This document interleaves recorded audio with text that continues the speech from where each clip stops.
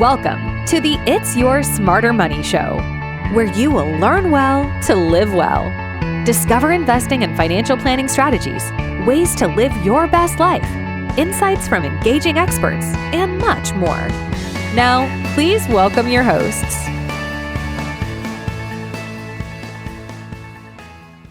Hello, and welcome to It's Your Smarter Money with Dr. Laura and Professor Steve. Today, we want to talk about small cap. You know, when clients come to us, they often, the first time we meet them, they'll come to us with a portfolio that usually represents primarily the large cap arena in the stock market. That's because that's where most people trade. In large cap, we're talking about capitalization. So we're talking about the biggest companies out there are usually valued at 10 billion or more. And we believe that these companies are great and they are a good place to start. However, small cap, those companies that are valued somewhere between 300 million and 2 billion also have a place in a portfolio. And we believe, based upon what we've seen empirically and based upon the research, the academic research that we've seen, and even based upon our own practical experience, that small cap can offer a big potential in people's portfolios. Yeah, we do think it's an important part of your portfolio, and we do see a lot of people who don't have any at all. And I guess a lot of people may think it's too risky, but when you add it into a well-diversified portfolio, it can definitely enhance return, and if you diversify properly without a lot of additional risk. So it can certainly probably improve portfolio efficiency. So in this discussion, we want to build a case for why we think it's important. And so I'm sure that everybody this is Friday, August 9th, and we have seen some real volatility in the market. As a matter of fact, the S&P 500 is down today for the quarter. It's actually negative, somewhere around 3%. Diversified portfolios are not down. By the way, most of that happened on Monday. Right. But it's been up and down and sideways. But a diversified portfolio is not down. It's still positive for the quarter. Yeah. And the idea of having a well-diversified portfolio is for really to help you achieve your long-term goals. It keeps you disciplined, it keeps you invested, and it keeps you from making these roller coaster decisions of wanting to jump off or not jump off. So one of the things that is really very important when we look at an all-weather strategy is the idea of keeping you out of this emotional roller coaster. Yep. The second idea as well is this, and Steve, if you want to click, it's this idea of the fact that people think that they need to figure out what is the next future component of the market that's going to grow. And so they're switching lanes back and forth. And I don't know how many of you have experienced driving down a highway and switching back and forth, only to find yourself in a lane that was the wrong lane. Yeah. It's impossible. And it's impossible to really know what is going to grow in the future. The idea of trying to forecast what's going to be the right place to be is very, very difficult. It's a fool's errand. Even a couple of years ago, energy was leading the way in terms of sectors. And then, that changed, and we saw artificial intelligence and a lot of technology companies start leading the way. Nobody can predict this, and it's a fool's errand to try to predict it. You're better off just being diversified across sectors too.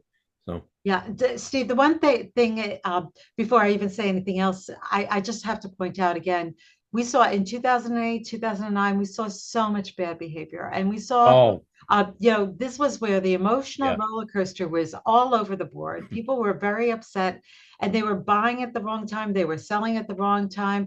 So many people sold at the very bottom. They really decimated their portfolio. And so we've seen this many other times in many other situations where the market has become volatile. And so we want to caution you from getting into that situation where you're trying to chase returns, you're trying to find the right lane to be in, because it usually doesn't end well. But so Yeah. we're instead focused much more broadly on a diversified portfolio that moves that moves in a smoother fashion, that doesn't have these high highs, low lows. We're actually cutting off some of the super highs. We're cutting off some of the super lows as well.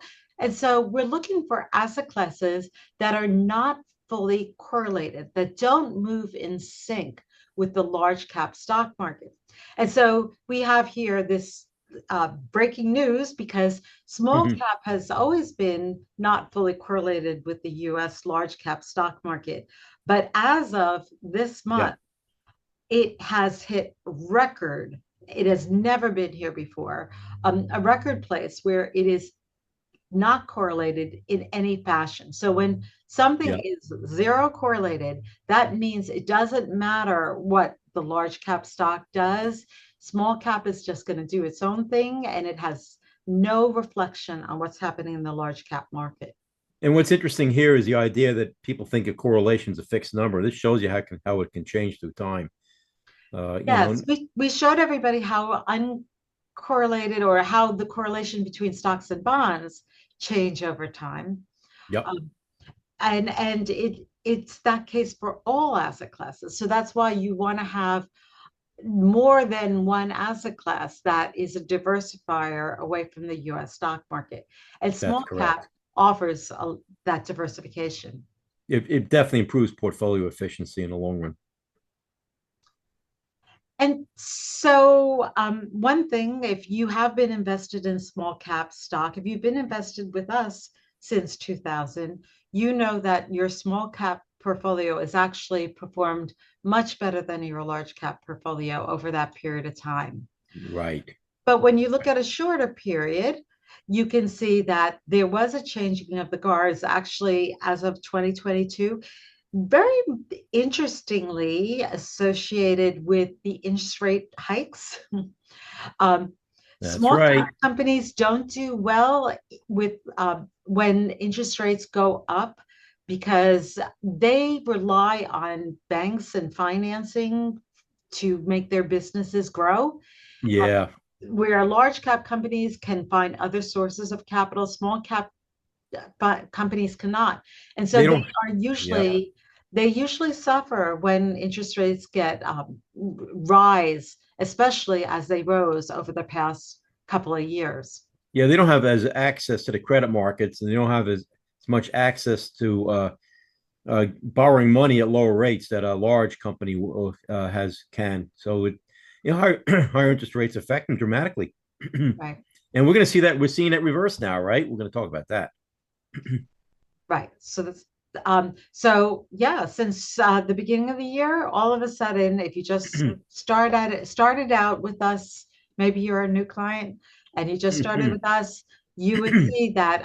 Oh, and I'm sorry, I should mention the Russell 1000 is actually large cap.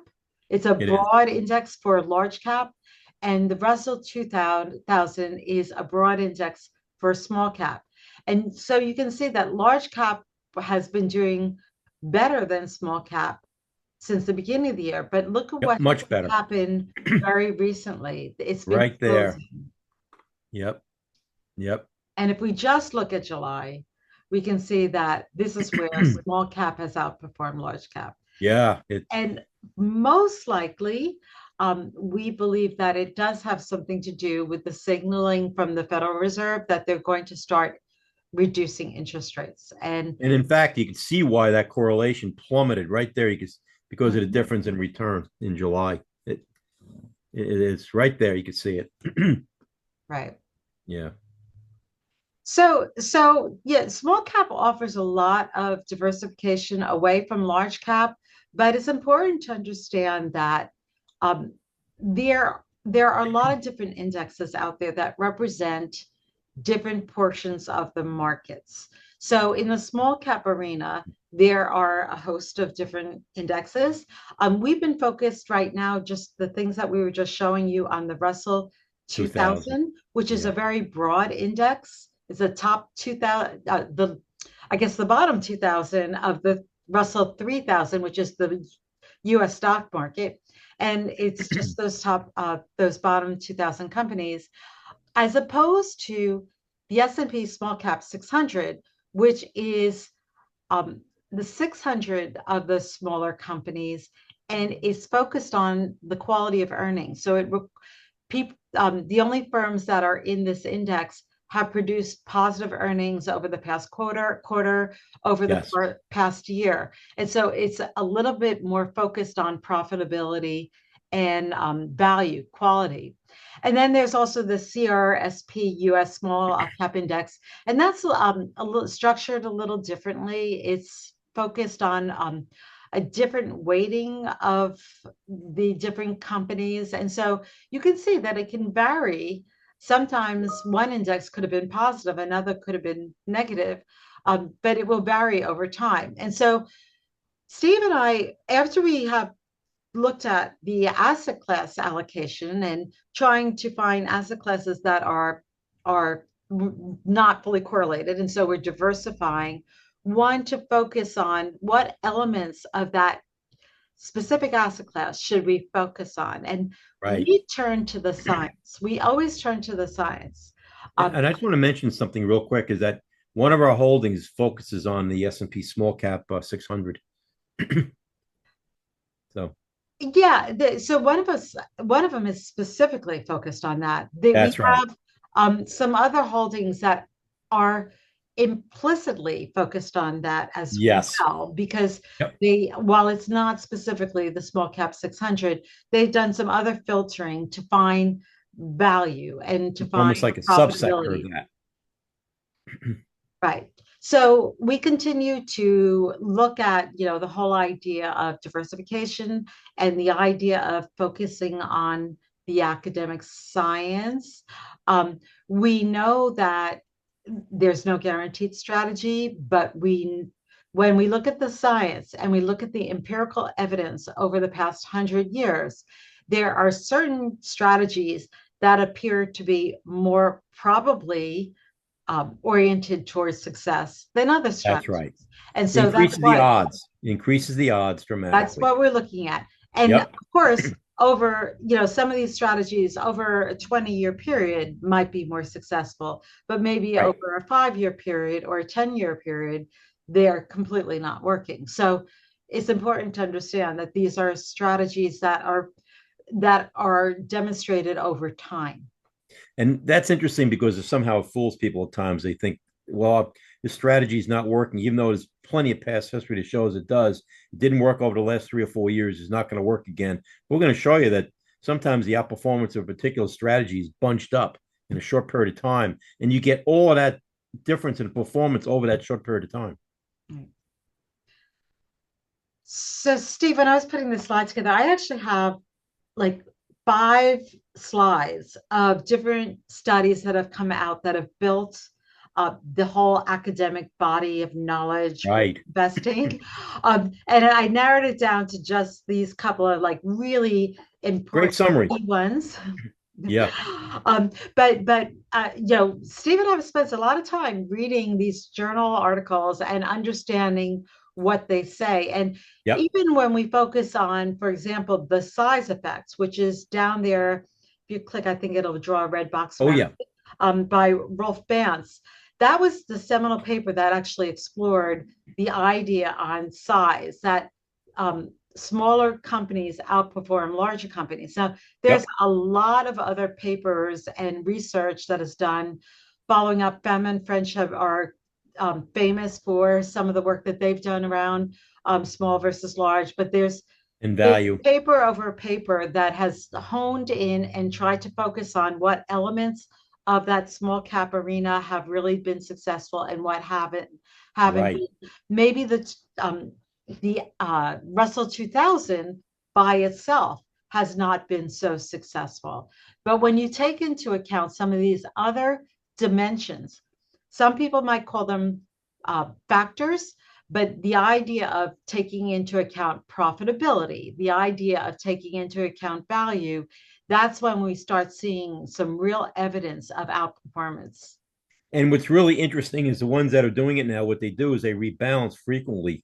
What they'll do is every quarter they'll look at which companies are most profitable, and they'll choose that slice of the small cap area, and they'll get rid of the ones that are no longer as profitable. And so they'll maintain that factor within their in the fund or ETF.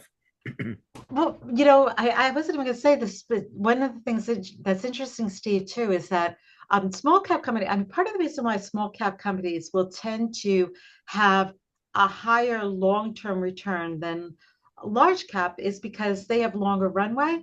They have That's correct. yeah, Yes, like right. Coca-Cola, where's Coca-Cola going to go? I mean, they're saturated, they're all over the place. But these smaller companies have more opportunity. They also have more opportunity to fail as well. And so it's important to understand where there's opportunity, there's risk, and they can Yes. go both places. But the real successful small cap companies eventually become large cap companies. And so they get Yeah. wind up coming out of the portfolio as well. And when they hit a certain level, as you said, their growth is constrained because you can't keep growing at 20% a year. Otherwise, in 10 years, you'll be the entire economy. And we know that can't happen.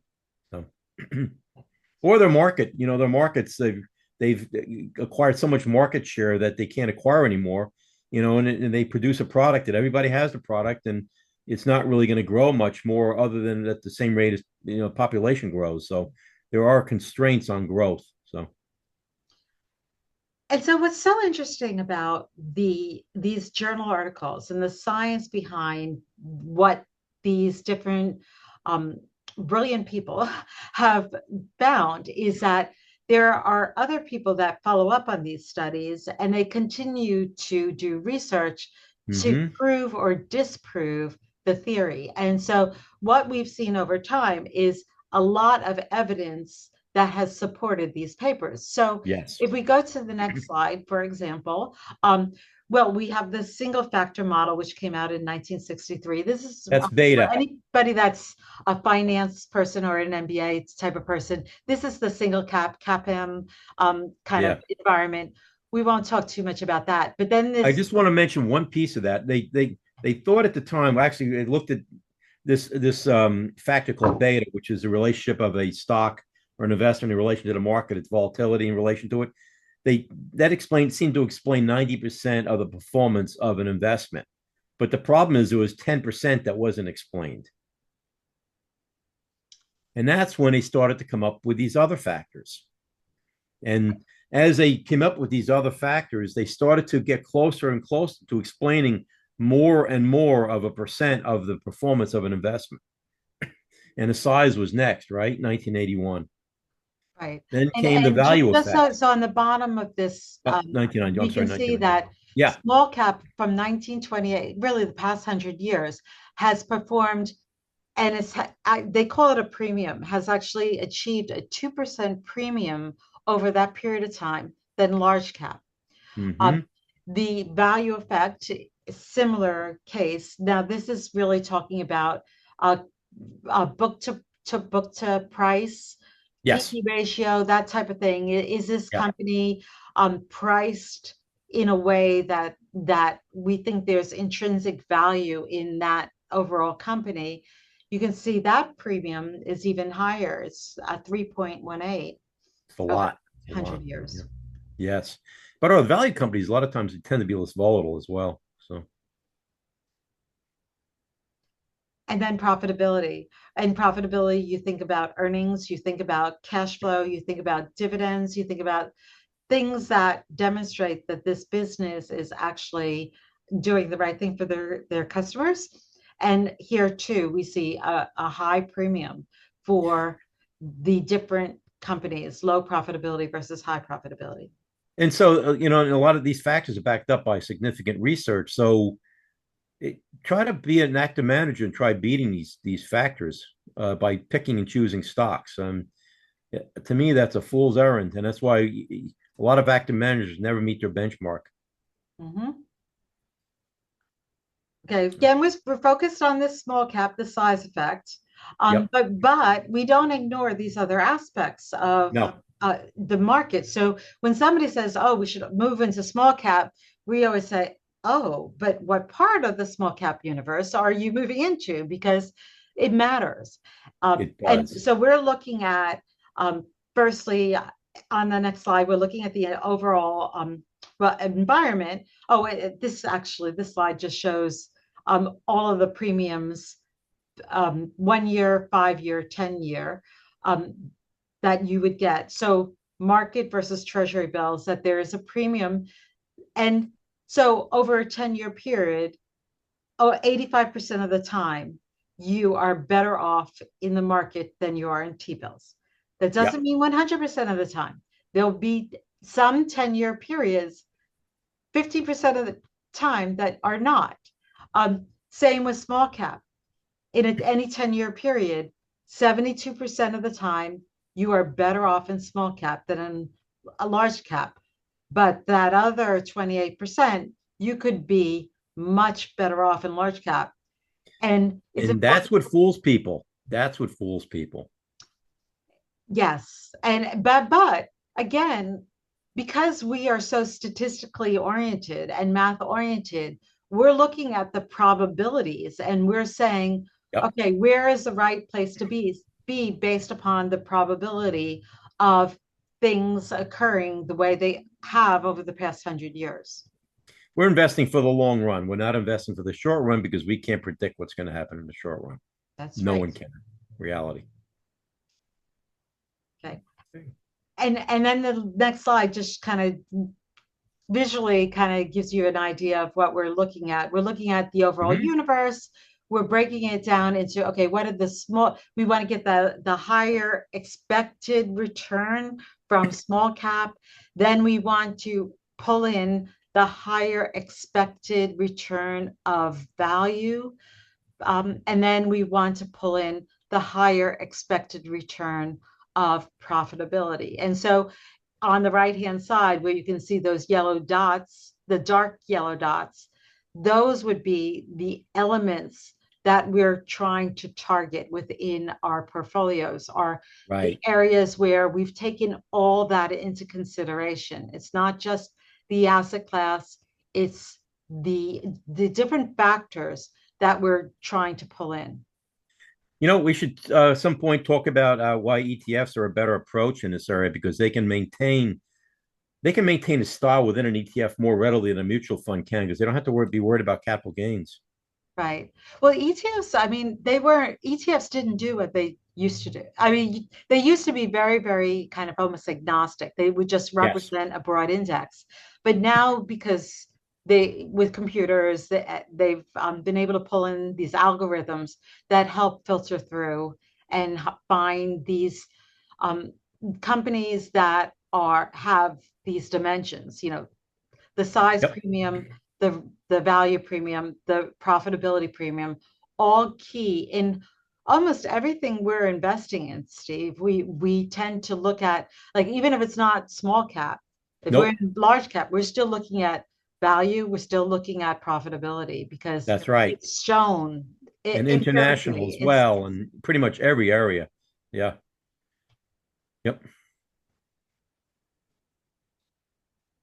And so this is just really the last slide we have in this package here, which shows you over the past, again, almost 100 years, a little shy, um, the uh, the average premium for a small cap portfolio that is value tilted, and so it's not just the it's not just the Russell 2000. It's more tilted towards the way Steve and I like to focus value, profitability. The premium has been almost close to 4%, 3.79% on average across the past 100 Yeah. years. The blue bars show when it was significantly higher, and the red bars show where it actually wasn't working, where large cap was a better place to be than the small cap. And interestingly, you can see the red bars at the end of 2016, 17, 18, 19. That's right. Small cap hasn't done so well. And if in fact we had this chart, which updated, and it was going into 2024, I'm not sure if we saw in 2021, but I know 2022 it was down again. So we've seen a stretch of small cap not necessarily performing. And if you look at this chart, you can see that's happened in the past, but then suddenly it seemed like there was a rotation towards small cap, and you gained all of the advantage of small cap in a few short years in a few cases. And it shows you why it's impossible to make a decision and say, gee, I should get out of small now because it's underperformed for the last 3 years. And guess what? It could be in year 4 that it wildly outperforms large, and you lost all of the difference in that 1 year potentially. Right. And so there's this concept in the investing world called reversion to the mean. That's right. Idea that when something is occurring on one side of the fence, eventually it's going to swing to the other side of the fence. And, based upon that knowledge and based upon just our sense, I don't know, we may see more small cap performing pretty well in the future. Well, you brought up a good point. If interest rates do decline, that could really help small cap as an asset class. So. Right. But there are other dimensions too. Like, so if we go into a recession, if the business, we're not sure. So, this has been a very unusual business cycle. We don't even know what business cycle this is in. And when I'm talking about the bigger economic, the macroeconomic level. The Ph.D.s in economics across the country really are a little bit flummoxed about what's going on exactly, because this has been a highly unusual cycle. We're in the pandemic cycle. We're not exactly sure where we are, whether we're in the end of a business cycle or whatever. No, we don't know. But we do know that interest rates moving down is a positive towards small cap. And I want to mention one other thing. When we do go into a recession and we begin to come out of it, typically small cap stocks lead the way out of the recession. They tend to perform better at the beginning. So we're not saying we're in a recession, like Laura, so we don't really even know. Well, there's some that call this a rolling recession. We've been we don't know. Yeah. So okay, so we just wanted to give you some insight on the small cap. We do think we have been seeing it perform quite interestingly lately. We're happy that it's in our portfolios. Hopefully you are too. If you want any further conversation about it, or specifically how it's impacting your portfolio, please let us know. We're always here and we're always happy to discuss and talk to you about it. So thank you for listening, and hope to see you again soon. Thanks for listening to the It's Your Smarter Money Show. If you found this episode valuable, please like and subscribe to our channel. Until next time, learn well, live well, since, after all, it's your smarter money. Thanks for tuning in, and we'll catch you in the next episode.